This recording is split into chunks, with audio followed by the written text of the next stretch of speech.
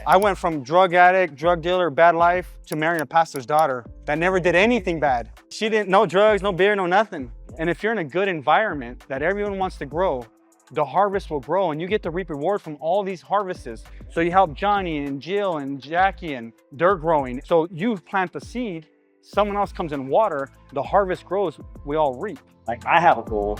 My goal is to retire or be in a position to retire by the time I'm 50. When I say retire, I mean sit back and manage my business. Triumph from tragedy, the way I overcome the devil mad at me. Farmer like faith, had to plant the seed. Now I work hard, we never take it for granted. We live into a standard, pass it down until it's mastered. I made it from a pallet to a palace and a castle. You can do it too, it's not too much for you to handle. It's that motivation. What's going on, everybody? So on today's show, we're coming to you from Fitness Junkeez, and we have none other than Henry Escobar. What's up, bro? What's going on, man? Man, Pleasure to meet you finally. So we just got a workout in, and you about killed me. Like you killed me, bro. Like I'm a little baby in this game, and I'm learning it. But I respect what you're doing, man. How to initiate you in the culture. Man. Yeah, I was like you get jumped in the gang, or he's like put this pressure on me, and I'm like, and then next thing you know, I'm like dead. Hey, you pull the weight every single rep. I tried. Well, it's like half the weight though. That's all that matters. Yeah, I think I did okay. Bro, you did better than good. You did more better than people would do. This is impressive. The gym, you know, it's like I heard about you, seen you on Instagram. I know a couple of people that come here, and then you know I'm like, well, I got to get him on the show and see what he's actually doing. He's talking about respecting the set. You know what I mean? I'm like, I grew up in the hood. Let's see what the respect looks like. It's a different level of respect in the hood. That's for damn sure. But thanks for allowing me to come over here, bro. Yeah, absolutely, man. It's my honor, bro. Honestly, it's it's coming from a little dirt backyard in Maryville. Just to have people be interested in hearing my story and what it's taken to get here. I'm just humbled, man. You know, like I never in my life expected alone to be a business owner, just alone. But besides that, to be able to get people to want to hear, the struggles of what it's like, being a Hispanic and being able to build our platform from nothing to owning our business, Yeah. Just hearing your story as we're working out, we're very similar in a lot of ways, man. So I love being able to be around people that are like-minded, been through it, and then we're both here, it's a blessing. Yeah, I think like when you know your purpose, like the why will come, the how will come, the who will come. It's knowing what the purpose is, and like looking from you from afar, you know what your purpose is. Yeah. It's to get people fit, get people healthy, and give them another lifestyle. Like this, like for me, fitness has created a new lifestyle for me. What I've learned, I got to teach my children. Like my whole family's working out now. Yeah. People around me are losing weight. Even if it's small, but and I feel good. Like, cause I'm like, okay, now I put a lot of pressure now on people. It's different pressure. Yeah. Cause I'm like, what the hell are you eating? Throw that stuff away. And I think that's what people understand. Like it's like you said, like fitness literally for me, it saved my life, right? Yeah. Because I was out in the streets getting into trouble, and little by little I learned the discipline in a boxing gym, in a Muay Thai gym, and jiu-jitsu gym. The discipline that my instructors were able to put upon me, like I'm taking it serious and changing my life, not just being in the gym throwing punches. And it's really how you use the sport, how we use weightlifting, and being able to interpret that in your everyday life to teach you how to set your alarm, to teach you responsibilities. So, when you said finding purpose, it took me years to really understand my purpose. It took me finding God first and foremost. No, amen. And then I firmly believe that the struggles I had, that was his path, I don't regret nothing I've been through. I don't regret any of my hard times because that's what made me be here. That's exactly right. Finding the purpose was me, finding that I was able to help my loved ones at the time get into shape and change their lives. For me back then, it was just about stacking paper, and making money. And then when I started working out, I started helping people. The first time my friend came up to me and said, man, I've been getting all these compliments. It hit me so different. Like I found more joy in helping him than I did looking good myself. I found more joy, like, man, that felt like I was part of something. I was part of his happiness. Yeah. And I just got addicted, man. I stopped caring about money, and I stopped really focusing on, man, I can really help make an impact. And that's how I just kind of got going. I was able to find my purpose. And it took a while. It took a while. Like I said, I hit some rock bottoms where finding God after that was really what sealed the deal, where I knew what I wanted to do and how I was going to do it. That's cool, man, because like it takes some people, sometimes they never find their purpose, and sometimes they never find God. Like I'm a Christian. My wife's our executive pastor. We run our church, you know. I So didn't know that. I went from drug addict, drug dealer, bad life, all this bad stuff, to marrying a pastor's daughter that never did anything bad. Shit. Complete opposite, bro. Man, you didn't even share that. She didn't, no drugs, no beer, no nothing. No, Right? it- Yeah, and she took me it's in. angel, She man. took. Well, that's what my dad said, bro. My dad literally told her, "You're his angel," because I was already making the changes. Like I quit drugs and stuff, but like God will give us what we're ready for. I'm a firm believer. Like I always tell people, like God's gonna only give you what you can handle, and so it's up to us, you and I, and everyone else watching. Is like you have to prepare for what you want, Absolutely. and if you're not preparing for it, someone else is gonna take what you want. That's it. It's either you go forward with what it is you want in life, whether it's a better car, better house, better life, you know, $1 million in your bank, but you have to prepare for that. And I think you're preparing for it. But Henry, like, you know, so I see you now, you know, your mid 40s, you know, what was it like, you know, where are you from and how did you like, take me down these years of like little Henry, high school Henry, like, what did that look like? So I moved out here right around at the end of elementary school. I moved over here from Los Angeles. We still live in South Central LA. Were you a Pyru? No, I'm just kidding. Remember that Pyru Love? Pyru, baby. That was a jam, bro. Man. And a lot of my older cousins out there were getting in trouble. Obviously, there's a lot of gangs Yeah. out there. You weren't part of a gang. You were probably being isolated. And you were probably Yeah, your parents weren't letting you out of the house. no. And my parents decided to make a move, get us away from everything. So I got out here right at the end of elementary school, and then I ended up going to Estrada Junior High and Trevor Brown. But I think for them, they put me in a place where I came and I came from the hood, and I came out here, and I had a lot of like a chip on my shoulder because I didn't want to move. Yeah, well, you're like, I don't want to move, my homies. Yeah, And then you you're like, I'm from a harder hood. I came in and I was getting in trouble from the first week of school. Wow. And that carried with me year over year, expelled, getting into fights and, hanging out. When I got into high school, I started hanging out with the wrong crowds and, hanging out with the people that were involved in gangs, even though I wasn't, but as I was hanging You're around. affiliated, bro. Affiliated, it's by association. I mean, I had a gun pulled out on me freshman year, 2 months into school, Mm. And like that, man, just as I was growing up, I was getting into trouble, selling drugs and, not major drugs, but I was selling weed to get Yeah. You're doing all the wrong things. things and it carried for years. That was the mindset was, my parents were super hardworking parents. My dad's a truck driver. My mom had to stop working to try to help be around with us so we wouldn't get in trouble. So my parents were the best parents you can get. My dad worked over the road, driving semis. Yeah, so he was gone quite a bit. Yeah. So the one thing about me is I always acknowledged their hard work, and I didn't have the heart to ask for money. So I would always do what I had to do to be able to get my own money. Yeah. That's actually a good attribute. Like Yeah, I mean, it leads to some bad things sometimes, it does. but later on in life, it's a good thing. I would, Because you're not relying on somebody else. Understand that I got to go out there and find it. Yeah. Now, my initial youth was finding it on my own. I was selling drugs, stealing stuff, pulling licks. Yeah. And that's kind of what initiated my downward spiral throughout the last couple of years in high school.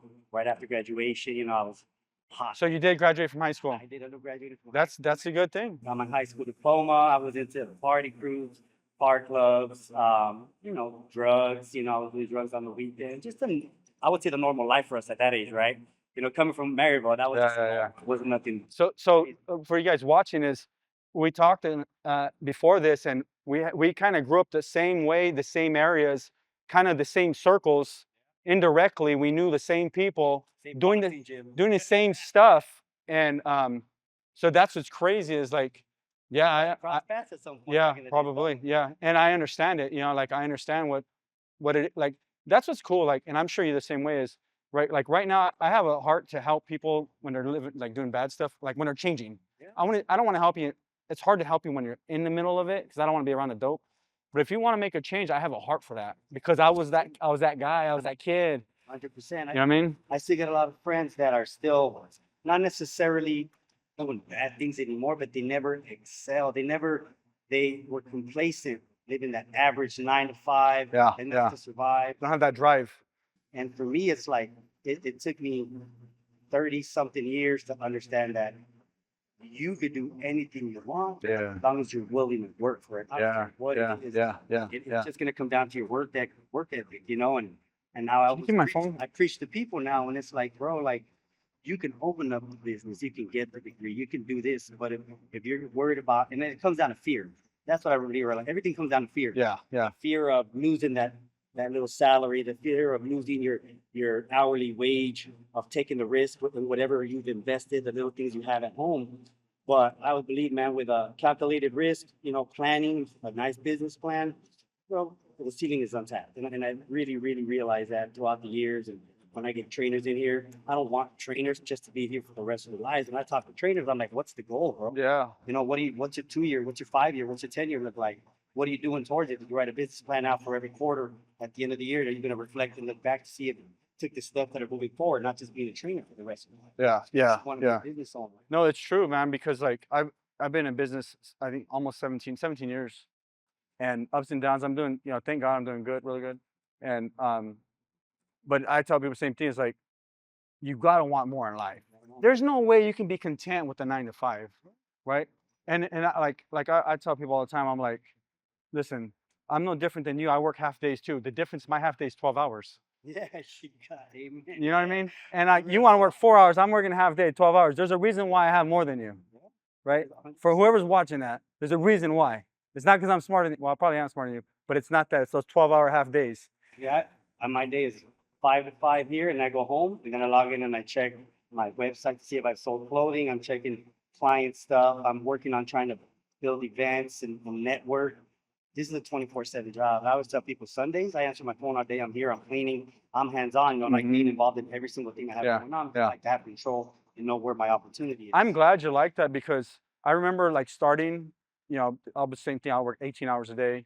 You know, I mean, I work more than 12 hours, That's what it takes. but you got to do what it takes because that's what separates you, myself from other people, you know, and you guys are watching, you're the other people that on Instagram flashing all this stuff that you're lazy. And so you may not like that, but it's the damn truth. But that's what separates you. That's what's going to separate you. That's what's going to give you that freedom. And the freedom doesn't always look the same for everybody, right? The freedom, some people are like, well, I want freedom. That they don't want to come to work. Yeah. Your freedom is you want to be able to come whenever you want. You want to be able to leave whenever you want. If you want to stay 14 hours, you can stay. That's a freedom because you can do it however you want. Absolutely. You can buy any piece of equipment you want, any color you want. You don't like, you're calling the shots. That's a level of freedom that we all should have. Yeah. You know what I mean? Financial freedom is the big picture, man. Is being able to, like, I have a goal. My goal is to retire or be in a position to retire by the time I'm 50. When I say retire, I mean sit back and manage my business. Yeah. Not have to be in here. That's called semi-retired. Yeah, so semi-retire. By the time I'm 50, I want to be in a position where my kids could step in and say, hey, this is what I need to survive. The rest is all yours. You know, Yeah. Take care of it. At the end of the day, this is for them. Yeah. This is for them. So I think you're not going to be that way Probably not. because I'm in the gym and I love doing well, it. you're a hard worker. You know what I mean? And so like, I mean, you're doing things and like in the Bible, if you think about the Bible, so you tell me in the Bible where someone retired. I know. Where's it at? Yeah. So why do we even talk about it? Yeah. Right? We got to till the land until we die. So we got- yeah. And I think It looks different though. maybe get into different business. That's what I mean. It looks different. But you're going to keep tilling. You're going to keep growing. There's no way you're going to stop, bro. Yeah. Maybe you semi-retire from Fitness Junkeez. Right. But then what's the next move? Right?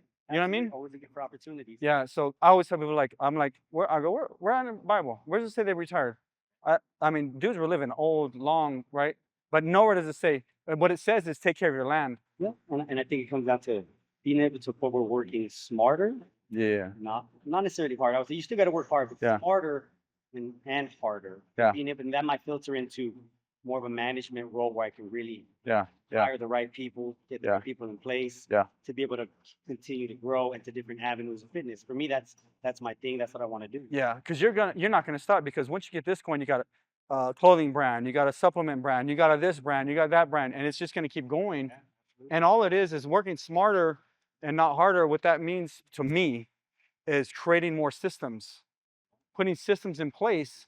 That way you get structured and everyone's doing what they're supposed to be doing. and then you're doing all kinds of things, right? Because you're going to get property, you're going to get this, you're going to end up, you're not married. I don't know. You got a girl? Yeah, I got a girl. Yeah. We've been together for quite some time. So you're going to get married again, and she's going to want to go on vacations, and it's going to cost money for that. So you're like, I got to make more money, and I want a bigger house, and I want this, and it takes money.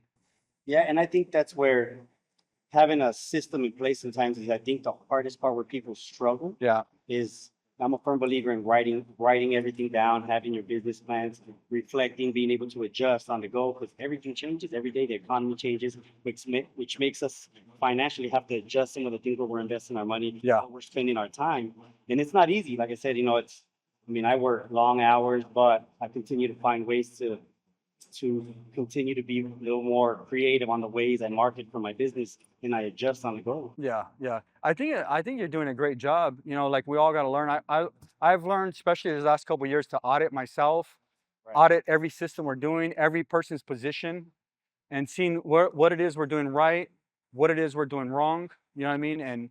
And that's what we have to do. We have to reflect on everything we're doing, because what happens is we get comfortable, Right. and then we stop.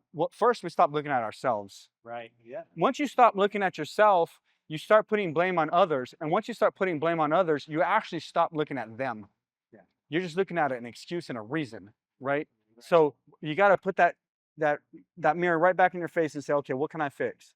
I need to do this. I need to do that. Okay, I'm here a long time, but I'm not getting this done. I'm not getting that done. What if I hire this person to do this? It frees up this day for me to do that, right? And then, so now you're looking like you come here and clean. What if I hire some cleaner for $100? Save me a couple hours. No, then you can go do something else. Right. So it's like, how can I manage my time? And that's a big thing, is time management. Time is a currency, bro. And so time is the only thing you're never going to get back. You can make money, you can print money, but you cannot make or print time. Time and health. You cannot do it. You cannot print it, Yeah. right? They can print all the money they want, trillions and trillions in debt, but you can't do that with time. And so it's like, how can we get better at time management? And this is something maybe you're looking at or maybe not, but it's like, time management is going to set you apart from the next guy. That's how you're going to be able to do more. And I think that's where now I'm in this mindset where being able to surround myself with mentors and peers that give that kind of advice, because I'm still a new business owner, man. Yeah. I'm still 2 years, right? I'm learning as I go. And I think the biggest area of opportunity for me is time management, because for me, it's like I need to be involved, but in reality, setting processes in place, which would help me alleviate a couple hours here, a couple hours there, to focus on marketing. Yeah, yeah. Focus on some of the stuff that Yeah. will continue to generate more. And it's some small moves usually. Like I'm working with a guy that owns a restaurant, and I'm helping him restructure a lot of things, and it's freeing him up already. And so that's what it's boiled down to, is how can you're always going to stay busy, Yeah. Oh, but it's like, where can you focus? Because what happens is sometimes you focus on this when you're letting that big thing run away from you. And then it starts compounding, and you're like, I got all this pressure. I got to catch up. I'm busy. I got so much to do. And then you're fighting with your wife or your girl. You're not fighting, but you're like, I got to do it. I got to be there. She's like, I want to go out. And you're like, I got to be there. I don't know if that's the case. absolutely, man. I think that's even recently, everything in business is sporadic. You get good months, Yeah. bad months. But what it comes down to sometimes is having that stress. As a business owner or as a man, like, all the pressure is on you. And Yeah, that's what yeah. I've learned is like, you're the only one that can dig yourself out. So nobody's gonna come save your business. Nobody's gonna come save you. There- Now, then being able to take a step back and say, okay, what can I do to fix my situation? How can I find a solution to the problem? And that's where being able to find the right people, read books. There's so much we can do that I think is so underrated. And that's where a lot of businesses go south. They don't exhaust what we have, and they don't look for help. Pride and ego as business owners sometimes is they're people's worst enemy. Not being able to have that openness to come in, hey, bro, I need some help. What do you think? There's so many people out there. I've been in the businesses asking for help where they've kind of turned me down because they see me as a competitor. And I see nobody as a competitor, because what I offer is so unique. And there's 100 million people out there trying to make a shape. So I've never had that mindset, which I think has helped me be successful, because I try to do everything with a good heart. And I try to help as many people as I can, not because I think it's going to come back, because I want to feel feelings. That's the goal. You got the gym going. You went through some struggles. Like, you see people coming in here, and you see them learning, growing. What's the first thing you tell someone when they come in here and they're not fit? I think for them, it's what's the goal, right? You know, tell me how long it took for you to get here, and do you understand the process? A Yeah. lot of people think, oh, in the last 10 years, I put on 40, 50 pounds. The expectation seems I'm going to lose it in a month. Yeah, you get all I yoked. break it down to him, or talk to me about your lifestyle. And what do you do? Oh, Yeah. well, I wake up, I get up whatever time. I drink a Coke in the morning. I go out and get a couple tacos from QT, and I explain it's a change of lifestyle. This isn't a one and done. I'm gonna get on a 3 month diet, hit my goal, and move on, because you have to be willing to change everything about you. I always tell people you should always have the same pattern every day. Wake up, use the restroom almost at the same time every day, read your meals at the same time. You should be consistent in it. You should have some kind of process. Hmm. From there, it's incorporating what process is going to work best. All right, man, you need to start working up at a certain time. And again, start off with your meals, start off writing out the goals. Hey, commit to these certain days a week, and then adjust and make a realistic time frame of small progress. Mm. Obviously, here in the gym, we have an in-body, and it takes your body fat and not. Yeah. Let's work on getting you down 2-3% a month, 2% a month body fat, maintaining your muscle mass or growing muscle mass. But it's really just backing out that number on beginning with let's get you going slowly. I'm not a firm believer on putting people on meal plans right away. I always say, okay, Yeah, it's too much pressure. let's change up some Yeah. eating habits first. If you're drinking one Coke a day for the first week, let's go to one Coke every 2 days. And by the second week, 2 Cokes a week. Yeah. In a month, start backing off and leave it as a treat on a cheat meal, maybe a half a Coke. But everything is gradually, because I've failed so many times in myself trying to get in shape. So I've learned by failure. Yeah. Yeah. So majority of the people, we're all the same way. We love food. They back off of fast food all week, limit it to the weekends, earn it. Get your separate. If you don't have a lot of time, separate in the morning, wake up earlier, go to sleep later to get your 15, 20 minutes in of cardio or whatever you can. And it's just something that fits somebody's lifestyle. Everybody's so different. Everybody's day looks different. So as trainers, our job here, and all my guys are really good at it, is creating unique structured plans to fit your lifestyle. Yeah. It's not a cookie cutter meal plan. It's not a cookie cutter workout plan. It's talking to the person, understanding pre-existing injuries, understanding where they started from, while they're active, they've never been active, and created something that they're going to be able to hold. And as a trainer, you only want to train your client until they're okay doing it on their own. They've dropped the weight they want, and send them on the way. My goal isn't to train every client for the rest of my life and make money off of it. The referrals through the success is what's going to get me continue to. Yeah, because they're gonna brag on you and be like, "Hey, go check them out. Go check out Henry. Go to Fitness So I Junkeez." always tell people, man, look, if you're going to commit, you have to be ready to change your lifestyle. You have Yeah. to be ready to change everything. You're going to get uncomfortable. But at the end of the day, I'm going to teach you how to work out on your own. You're going to feel confident, whether it be here at a commercial gym. You're going to know what you're doing. You're going to be already in a place where you're satisfied with your body physically, and you're good. Now you can recommend me some people, and then we'll keep this going. To this day, I've only posted a handful of times my whole life that I'm looking for clients. Yeah. Because everything is referral for me. Yeah. Everything. That's cool, man. That's good. That's what you want, man. Like for me in my fitness journey, I told you a little bit. I started basically beginning of last year, and I was just got fat, bro. I'm a little dude. Like you're a little dude. Naturally, we're little dudes, right? I mean, you're more swole than me, but it took me like 6 months to see anything. And it was like and I wanted to go slow too. I had a personal trainer come to my house 3 days a week, and so it was more like hit training, more cardio stuff to try to shed. He did a great job. Took me about 6 months to see a little bit, and he'd be like, "Chris, just relax." Yeah. Like I'm like, I don't see nothing, and he'd whoop me, more running, hit, cardio, all that stuff, and so it's like I understand that long process. And one thing I learned about this is like you're naturally gonna want to get rid of those bad habits. Like it's naturally like you're naturally not gonna want to eat the bread or the tortilla or drink the soda, like because you're seeing success and results. Once you start seeing results, it's like you don't want that stuff. Yeah, and now I want more results.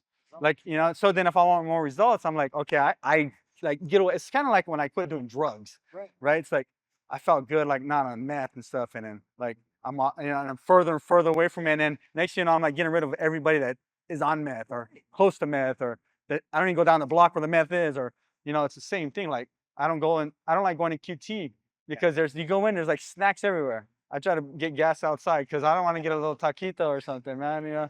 End up with an energy drink and I ruined my whole success. Hey, everybody's like, this dude's got skinny legs, huh? No. Not 200 EPG. I'm working on them. I'm trying a little bit. I think that to reflect on what you said, man, it's like, I always like for me, it's helping people. I get that high from helping people now. It's where it's not even really about me and my physical appearance anymore. It used to be, right? But Yeah. now it's like I get the high when my client loses 5, 10 pounds, building some muscle. I get the high from my business, man. Like being able to, I do fundraising. I love being a part of the community. Like That's nice. I was here 3, 4 months when I had my first fundraiser, man. I had one of my coaches, which is my personal training coach. He's a Q as a coach here. And I went to his church because he is also Heals for Preaches Okay. right down the street. And I noticed the church, I needed some stuff, man. It's a small place. Carpets are old, seats are, So I said, hey, man, why don't we have a fundraiser and we'll give it to your church, man? And so we planned it out and we did about $2,100 Nice. first fundraiser. And it was like, to me, when I tell you I found my purpose, it wasn't just helping people, but it's helping the community. God wanted me to have this platform to give back. So now, where I can really, in my backyard, and it wouldn't have been the same, but he said, no, I have to do this. So now every 6 months, I just did something for the kids' cancer out there in Scottsdale. We had a fundraiser. We raised $2,000. I went and dropped off a check. I did another one. We adopted a family last year. One of our members in struggle. So we adopted, we bought her grandkids. She kept her grandkids. She lost her job. She had to take care of her grandkids, and we helped the city out with money, food, everything. Yeah. So that's the purpose. This is what I find joy out of now, like as long as I have sufficient to feed myself, my kids, we have a roof over our head, we're happy. Everything else is just me trying to do what God sent me to do. Yeah. This is the way I see it. No, it's you're doing it right, man. Because like I'm a proponent. I believe in sowing seeds. I talk about it a lot. I talk about it at church. I'll take up offering at church. Yeah. Like I'm a believer of giving, and so like you reap what you sow. And in the worldly terms, it's called karma. What goes around comes around. And so like if we're just think about a farmer's gonna plow the land. They're gonna till it, plow it, turn the dirt. Then they're gonna plant the seed. They're gonna water the seed, and then the harvest grows, right? Yeah. So now we can plant good seeds or bad seeds. You're planting good seeds. And think about this, is the more seeds we plant, Right. everything, there's harvest. Harvest, yeah. And if you're in a good environment that everyone wants to grow, the harvest will grow and you get to reap reward from all these harvests. So you help Johnny and Jill and Jackie and whoever else, and then they're growing, and then someone else helps them as well. So you plant the seed, someone else comes in water, the harvest grows, we all reap, Right. right? And so that's what it's about. It's about sowing and reaping. And the more we give, I tell people all the time, give as much as you can. Like you don't have to give all your bank account away, but you can give some time to someone that needs it. You can give $100 to someone that needs it. Not like a bum on the street, but like a good cause. Like you can go and help someone get fit and not always, like I'm sure you gave away so much stuff here, like so much of your time because you felt like you needed to help them. Absolutely. And it's like that stuff, that's what reaps the harvest, bro. And for me, it's like I have the joy of seeing my kids and see me do all of this stuff, Yeah. involving them and letting them know like it's not about money, it's about your purpose. Like my biggest thing is them learning the struggles that it took to get here, and me now being able to incorporate my struggles to help other people succeed and let people know I've been there, right? Yeah.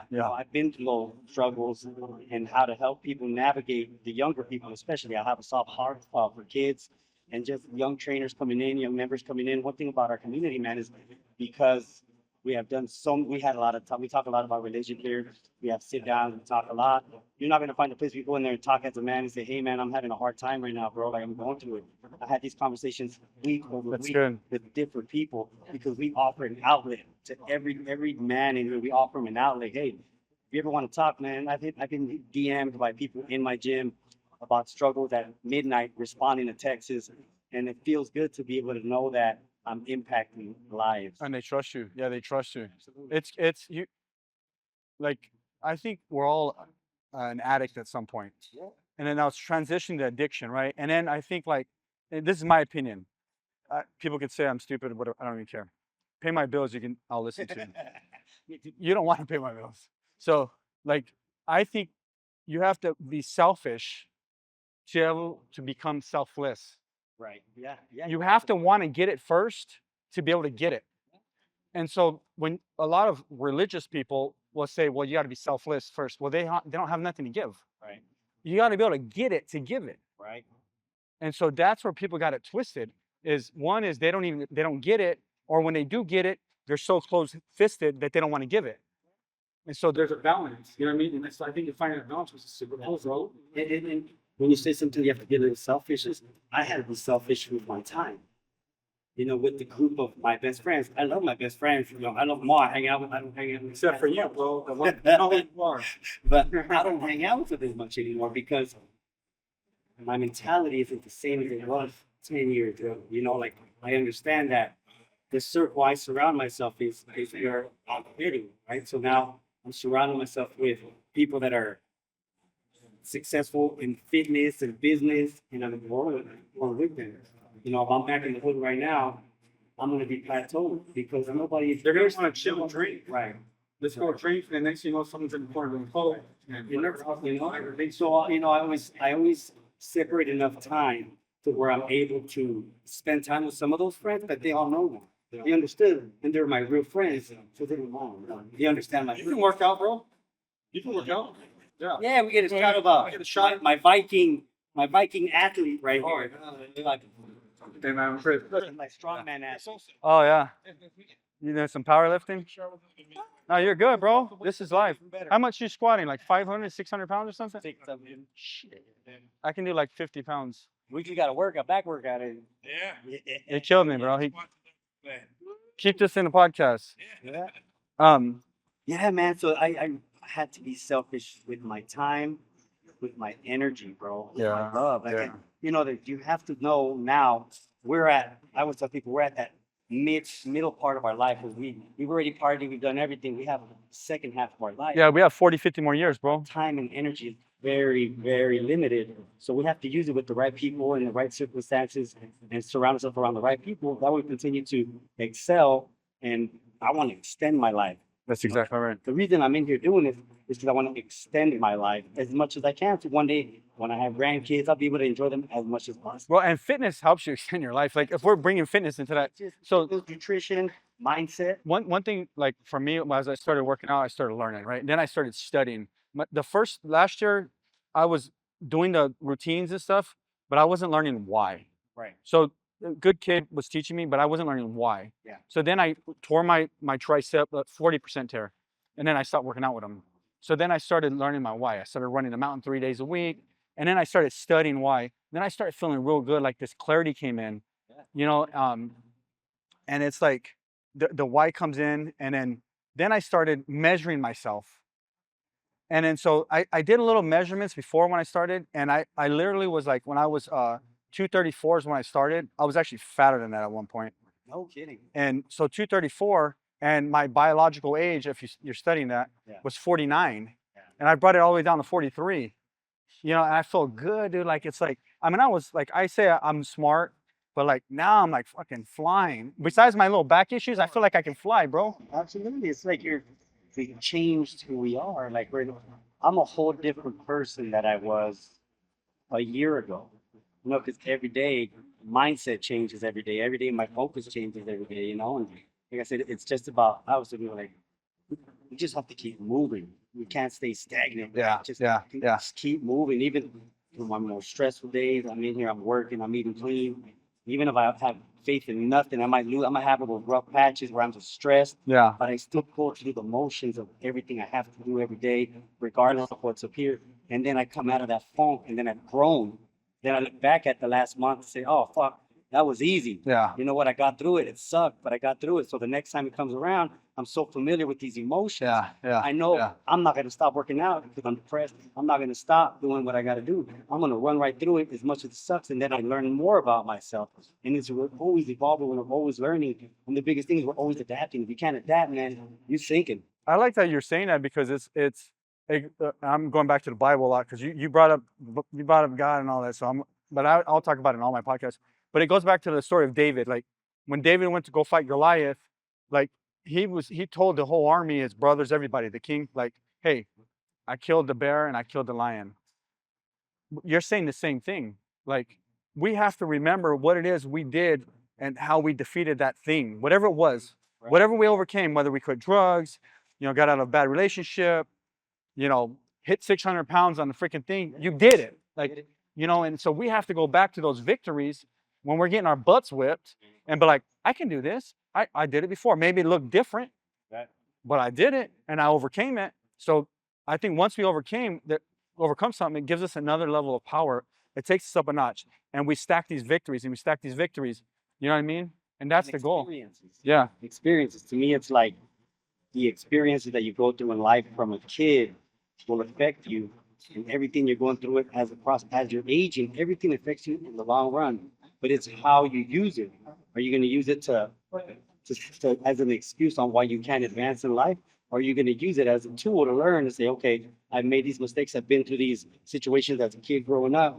I'm going to use everything I felt in here and in here. I'm going to use those emotions to better myself, to coach my kids, to help others. Because some people haven't been through anything in life. I know people hear that they've never had a struggle. Yeah, they have good parents and And everything. you're freaking out because you lost a job, and I'm like, bro, you ain't been through shit, man. Yeah. What, man? You just gotta find your purpose. You gotta find faith, and everything will fall into. I think faith is crucial. It's that's your foundation. You know, that's your rock. We built our house, bro, and we've been living there 2 years now. I built it, and under the foundation, my wife and myself buried the Bible right at the front door. That's cool. So we put the foundation in the foundation, That's strong. and it's like once you find that faith, it's like if God be for me, who'll be against me? Right. You know, and there's a scripture that says, "Do not be conformed to the things of the world, but be transformed by the renewing of the mind." And basically, what you're saying is as we're working on our minds, all this stuff starts to take place.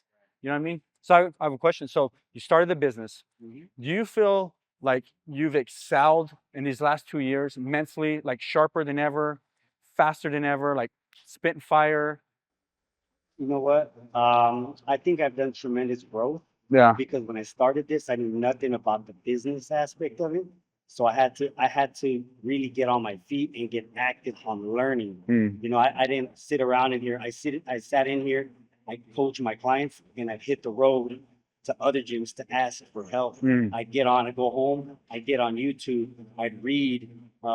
As basic stuff as working in Excel, bro. I was like, when I was in school, it was a blur. I wasn't even mentally, I didn't learn a lot of stuff, you know. I learned how to get by, I learned how to cheat. That's how I graduated. Yeah. But I had to get in here and say, okay, I need to learn about this, as being what is it called, a business owner, you know, an entrepreneur. An entrepreneur. But if I don't know it, I gotta ask. I gotta look. I gotta look for people. I gotta look for mentors. Luckily, you know, I have found some great people to mentor me. I've established my circle of people that are successful that I can go to. Let's go. Questions. So I've excelled so much in that aspect. But then sometimes when I speak to people like you, I understand there's so much more to learn, and that's the beauty of it. Yeah. The beauty of my life. And I realize my potential is so untapped because there's so much more to learn. There's so Exactly many right. avenues that open. I'm like, now I'm huge on it. It's not about what you know sometimes, it's about who you know. And because sometimes who you know is going to help open up a part of your mind that you didn't even know was possible, an opportunity that you didn't know just by having dialogue. I always believe in reading people and being friendly and treating people as you want to be treated, because you might be one conversation, one handshake, one smile away from that person that might impact you for the rest of your life. And without us being open to being friendly, to being like people person, you'll never have those opportunities. The egotistic people, the people that are you know, I would say the cocky people that think they're the smartest person in the room, those are the people that are the most limited in life because they're taking away their opportunity. I think I'm the smartest person. Yeah, that's I'm I grew up like super arrogant. See, and I'm not the greatest looking dude, but I think I am. For me, is that a But hey, I put my money where my mouth is. I put my money where my mouth is. yeah. I'm not a lazy dude. And that's big. Like for me, I've never been the smartest, but I know that I'm willing to put in the work. That's important. I'm willing to put in the work to learn and to not stop. Yeah. That's my thing. You know, That's important. Since I had my day job and I started personal training, I was working 18-hour jobs for 4 years straight to get to this place. Yeah, because you're doing double shifts. You're doing work and the Fitness Junkeez. At the gym, I still kept my day job for the first year. I kept my day job, so I was working, 8-9 hours at home, and I was personal training here. I would get here at 5 to 9:30 every day for the first year. Yeah. And the reason I quit because I fell asleep because I was exhausted from working and doing that, and I told my car, I got in an accident in the morning coming in. Oh shit. And that's what took me to say I had already made up here my take-home pay for my day job. So I already knew I was good financially, but I was just so programmed. Now I got to just do what I got to do. Boom, boom, boom. 18 hours a day, 19 hours, and then go home, lay in bed, and then think about work, not even fall asleep. Work 3 hours, get up, do it again. I was fatigued. Yeah, you're exhausting yourself. Like Yeah. my car. That day, God told me, "I think you're ready." And then I called my boss. I said, "I'm out, bro." Yeah. He understood. He didn't climb me on it. He knew. You know. I think when we make that transition, I remember. So the story I've told it a few times on the podcast and stuff, but I remember when we were younger. This is probably like year 3 or something. So I started in 2009 when there was no work, the economy was tanked, everything. And I remember going and getting insurance at this big insurance firm, and I thought I was badass. Yeah, I sucked. And I'm going into the biggest construction insurance company. Like they only work with construction companies. Yeah. And so I'm like, yeah. And dude, the owner meets me. The owner is a big company, old dude, like 80. He meets me right at the front door. He's like, hey, I'm so and so. I'm not gonna write you a policy. I'm like, in my mind, I'm like, what am I doing here? He goes, but I want to talk to you for a bit. And then he starts to lecture me a little bit. And he goes, look, Chris, he starts asking me a few questions, and he says, Chris, you need to get your mindset right. Like, you're not a drywall installer, because I have a big drywall commercial construction company, right? He goes, you need to think of being in the business of selling drywall projects. So if you're in there installing, you need to stop now. And so, dude, I think I gave away my tool belt. Oh, shit. So, because I was kind of, I was doing everything. For sure. Like you, like everything. It's year 2, year 3, something like that. And I'm like this old dude's right in front of me, 80, about to die and stuff. And I'm like, God, this guy's so good. Real simple conversation. Just like, stop what you're doing, and then that's when I was like, okay. So then I got rid of my tool bag, stopped wearing the belt. Like, that was the end of my labor days, physical labor, and I'm good. And I was like, okay, I got to manage the business, but like what you're saying is, dude, I remember like when we started the company, because I only went to the 8th grade, I didn't know how to use a computer.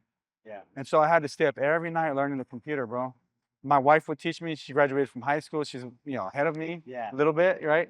And she's smart. But she taught me basics of computer. So I would stay up every night studying computer, just like you're saying, and that's why I give kudos to you, because it's like, you have to put in those reps. Those are different types of reps. Absolutely. And those reps hurt. Stuff. Those reps hurt because you're not used to that. The reps that you're not used to are the ones that kick your ass. They're the ones that fatigue you the most, because you're tired, and your eyes are blurry and stuff, looking at a computer. And I know you're on the computer a little bit before, but it's like the stuff you don't know is what fatigues you. It's a different, and then that's when you start to respect the set. That's when you start understanding you're not that hot talk sometimes, and you don't know how to build a presentation or Anything. an Excel doc, and I'm like caveman status, Yeah, anything. It's like, and especially in the age we're in a technology age, AI age, and it's moving fast, so we want to create systems to move fast with it. And to be innovative, man. Yeah. Innovation is a word that is only growing, man. If you're not innovative in your own business and figuring out what's coming, what's in style, what's in motion, what are people looking for, you will not grow. Yeah. I love that you said that. So what's next for you? So business is good. I want to keep it steady for the rest of the year. We are in the process of working on a supplement line. So you heard it first. So we're working on a supplement line. Once that gets launched, I'm going to look to possibly open up a second location by the end or mid-year next year. So that's the goal. From that second location, get it up, get it running, strong P&L, and then move to start possibly franchising down the road. So big moves are coming. Big moves are coming, man. One thing I've learned now is take your time, make things right. It's not about getting there fastest. It's about getting there and having stability. Yeah. Making sure that I'm ready to weather the storm in any situation. That's important, bro. It's a long game. All these young entrepreneurs and older entrepreneurs, they play the short. You're not thinking, so you gotta be able to put money away. If you get whacked, something happens, you gotta be able to pay that debt off. You gotta be able to, like, if this thing shut down, you have enough money for 6, 8, 12 months. You have, then you help somebody. So you got to get to those points in life, and then you're ready, because weathering the storms, dude, I've been through, and luckily I saved some money. Luckily, I don't have to lose. I have a few assets, and I don't have to lose. So I don't waste my money. Well, we're able to weather, and so you're talking about it as a solution. You don't know what's going to happen. You don't know what's going to happen for me. Like, so For me, and I look at this business, I have a 6,000 square foot gym. I'm more comfortable opening up numerous different gyms this size, right? Instead of opening up a multi-million-dollar, 20,000 square foot facility and putting all my eggs in one basket, right? Because I got 4 or 5 gyms in the South. I'm thinking, I want to be able to open up a couple of gyms first in my capital level, and then move into something massive down the road where I know that if it goes south, my business is going to hold it up, baby. Keep it in business. In the initial process of opening up a gym, when you open up your doors and you have no clients, I have to have some capital to continue to keep the lights on. So these gyms are going to help me down the road if I want to open up a mega gym. Yeah, yeah. I think you're staying in your lane, so I think it's good. A lot of people try to change. I've seen people like they go from construction to restaurants and owning them, and they fail, or just some weird thing. You're staying in your lane of what your passion is, the nutrition, all that stuff is, and it's nothing wrong with branching out, but you got to be prepared for it. You got to have the capital to do that. So like I'm starting to branch out a little bit, do different things, and because I have the capital, so it's sustain if there is an issue. So some people do it too early, and then next they're crying. You've seen them with this big old badass truck, and then next you see them with a little car. You see them with a little car. They're not showing their truck number on Instagram. I'm just kidding. I'm just joking. I like to tell like entrepreneurs, like, hey, they'll have a lot of people that come and say, how do I get started? And I always tell them, man, like, for one is you have to have a couple of key things. You have to have collateral, you have to have assets, you have to have money saved in the bank, or you have to have credit. If you don't have money in the bank, in the savings, or you don't have credit, then you're going to miss out on opportunities. Even me as a business owner, I've had a couple of opportunities that I had to miss because I didn't have the money, right? And it taught me a lot of lessons, like I got to have the credit or the money. So for now, it's okay, let's pay down some debt, let's build that business credit, and then be ready for anything that might show up. And I was telling you, I own a gym, but that's not to say that I might be into commercial real estate in a year from now, right? But I have to be prepared for those opportunities. And if I just do this, I need to be able to focus on putting a little aside for opportunities. I've been in here, we have so many successful people that come and work out here. So many clients that are very successful. People that I know that eventually when opportunities arise and they look for good people to do business with, if we are not prepared, we're going to get past that. Yeah, well, I mean, what's that saying? When preparation meets opportunity comes success. Right. And I always say is God will open a door when you're ready. So if you're prepared, and God opens that door, you got to be able to walk through it. You got to go right through it, and you got to be like, let's go, because those doors open all the time. The problem is people aren't prepared. They don't even see it's open. They're just walking by an open door. They're walking right by an opportunity, or like you said, it comes and it goes.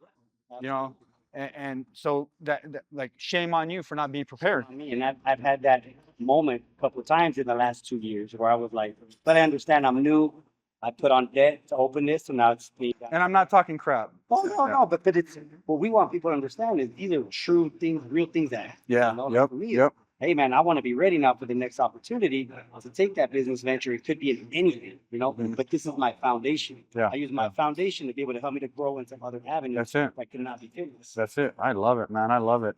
This has been good, man. So like, I like to close out with my guests telling, the audience something, a good nugget. What's something good you could tell these guys, whether it's fitness or life or whatever? I'd say, man, understanding your purpose. I'm going to go there. I would say finding God, because it's what really saved me.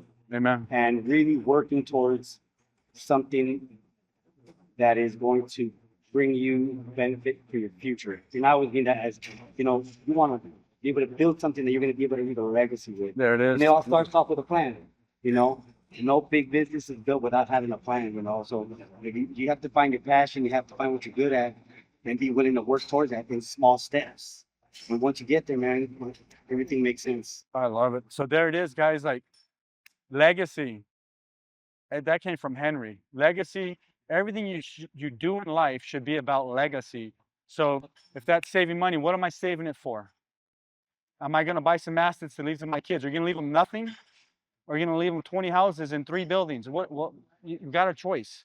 Even if you leave them 1 house, it's better than nothing. Absolutely. You do not want to leave your family nothing. Like, that's a bum. And so legacy, that's what it's about. Where can we find you? So we're here in Avondale. The easiest way to contact us is going to be through our on Instagram or our website. It's fitnessjunkeez.com. On Instagram, it's Fitness Junkeez Gym. Give us a follow. We're open to the public. We have membership. We have personal trainers. We're open 24/7. So give us a shout. Come in, get a free day pass. Just ask for me, and I'll take care of you guys. These guys are killing it. They're killing it here. Come check them out. Check us out. Don't forget to like and subscribe to everything we're doing. Check out my little shorts. Be blessed.